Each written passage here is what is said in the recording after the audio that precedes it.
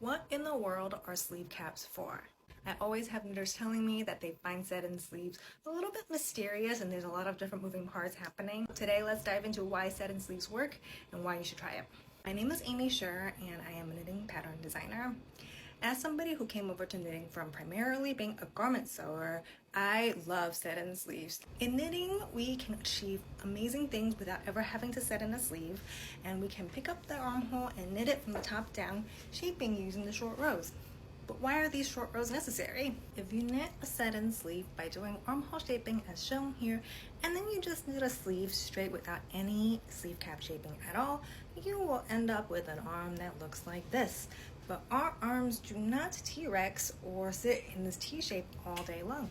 Most of the day, our arms are here down by our sides, and we want to minimize extra fabric here, and that is why we make sleeve cap shaping to bend this corner down, just like the heel of a sock. It can feel a little bit mysterious when you're working a seamless satin sleeve and you don't really know what shape you're making, but this is kind of the shape of a sleeve piece that we're looking for in a satin sleeve.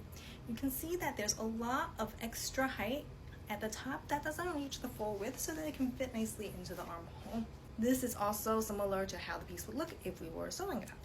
There are 3 distinct sections in the short row shaping.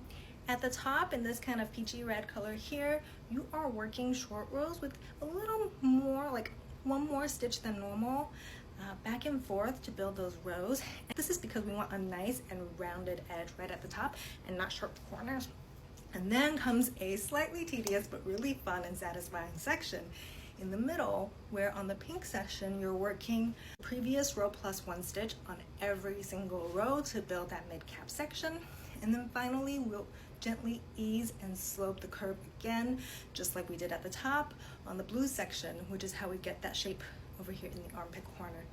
This results in a shape that is more anatomical and will fit our bodies better. If you've never tried a satin sleeve knitting before, please give it a try. I promise you won't regret it.